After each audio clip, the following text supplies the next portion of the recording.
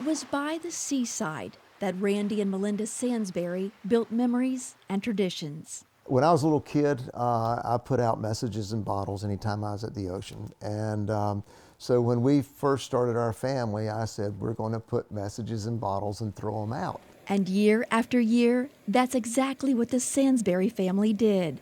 Periodically, we would hear back from those bottles, and most of the time not. Until May of 2018, when the family began getting answers.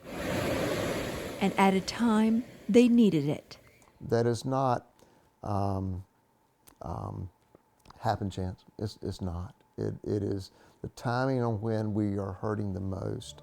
In December of 2017, the Sansburys lost the anchor of their family to cancer. It was very quiet, very peaceful. Melinda, the loving wife, mother, and nurse, who had always put others before herself, was gone, and her family was reeling from her loss. The stabilizer of our family had been ripped out, and I had to stabilize myself and get my life stabilized to be stable for my children and for my grandchildren. It was by the ocean that Randy found comfort in a picture he could only imagine. In my mind, I also placed a bottle behind her as she was going ahead. That May, when Melinda's ashes were placed off the coast of North Carolina, the family released 7 bottles with a message. It's her message that she left in life here on earth for others to know. A message of love, something Randy realized when the first bottle was answered a week after Melinda's service, when he was alone for the first time. And it wasn't 30 minutes later that I received an email from the people that found the first bottle. And I go, that's pretty cool that someone that we don't even know is praying for us.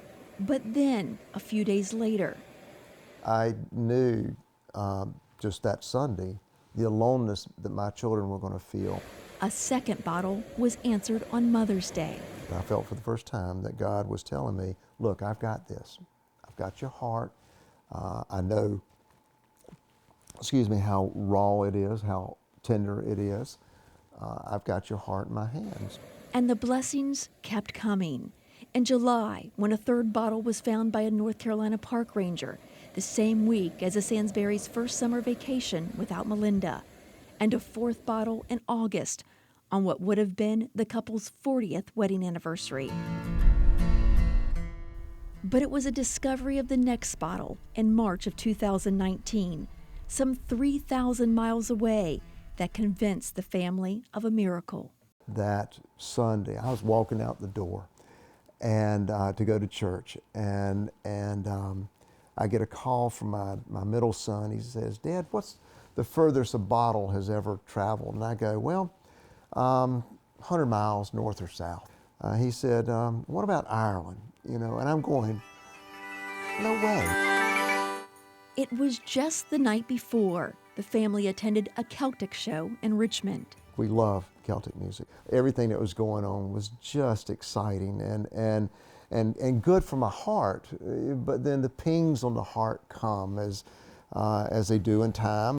But it was at that time that a young fisherman was discovering a fifth bottle off the coast of Ballyshannon. I could see something blue sticking up in the seaweed. And just before Christmas, Mary Staunton was finding one of her own further south. And I thought to myself, this is something significant. A discovery recently documented by an Irish television network. And as soon as I found it, it was a Ziploc bag tightly rolled up and tied with a red ribbon. And I thought to myself, this is something significant. So I kind of unrolled it and I saw that there was a printed letter inside. To whoever found this bottle, this is a love story that dates back to the early 1960s. Building memories was her gift to all that she met, and weaving stories of their lives and ours together was the blessing. It has truly been a wonderful 40 years with Melinda. When Maria had contacted us and let us know that the message was there, but the bottle was gone, you look at that and you go, my goodness, that is actually Hatteras. Today, that image of Melinda, once only in Randy's mind, now graces his home. To give a gift back to the community. These are wonderful people that we live around. And Christmas has even greater meaning. Each year now, the family welcomes many, even strangers, to their home just before the holidays, so they can share Melinda's spirit and a message that managed to cross an ocean.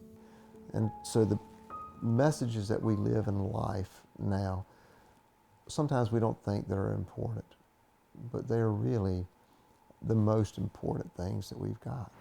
To this day, a seventh bottle hasn't been found, or at least answered, but the family thinks it's just a matter of time before it is. For You Are Not Alone, I'm Tracy Sears.